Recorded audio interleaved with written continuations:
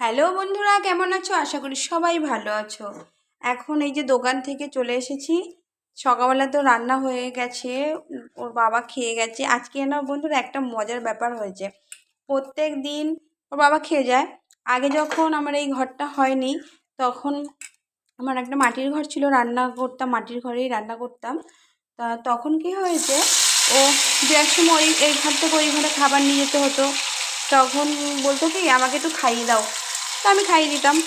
ও তবে আজকে বলছে কি অনেক দিন খাইয়ে দাও না, আজকে একটু খাইয়ে দাও, আজকে লেট হয়ে গেছে। তাহলে ঠিক আছে খাইয়ে দিই। তো ওকে খাইয়ে দেওয়ার পরে তুমি তো জানো, তোমরা তো সবাই জানো আমার ছেলেটাকেও খাইয়ে দিতে হয়। ও তো আরেকজন, ওকে খাইয়ে না দিলে তো ও খাবেই না।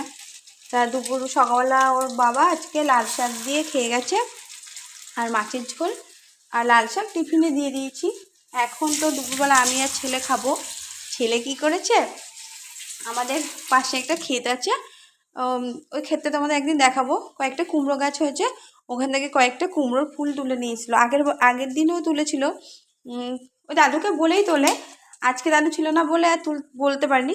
এই যে আজকে 4-5টা তুলেছে, দেখো 4-5টার বড়া করেছি, কুমড়ো ফুলের বড়া করেছি। আর লাস্টে একটু বেশি ছিল, এই একটু ইয়েটা তোমার বেসনটা আমি কি করলাম, একটু ধনে পাতা দিয়ে একটা বড়া করছি। আর কি আছে, এই লাল শাকটা আছে ভাতে, ওই একটুখানি ভাত আমার আর ছেলের হয়ে যায়, দুপুরবেলা তো আমরা দুজনেই খাই। আর আজকে মাছের ঝোলটা এরকম করেছি ফুলকপি দিয়ে, একটু একটু কষা টাইপের করেছি, একটু অন্য টাইপের করে আজকে ট্রাই করে দেখলাম কেমন হয় খাবারটা। আর তোমরা আমার মতন কে কে বড়া খেতে ভালোবাসো? আমি তো বড়া খেতে ভীষণই ভালোবাসি। আর সবথেকে বড় কথা একটা, তোমরা আমাকে যে এত ভালোবাসা দিচ্ছ, তোমাদের থেকে ভালোবাসা পাচ্ছি।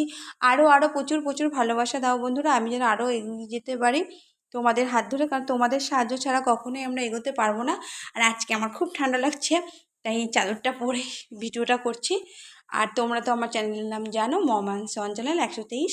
সবাই লাইক করবে, কমেন্ট করবে, আর প্রচুর প্রচুর ভালোবাসা দেবে। আর ভিডিওটাকে প্লিজ একটু শেয়ার করবে। টাটা।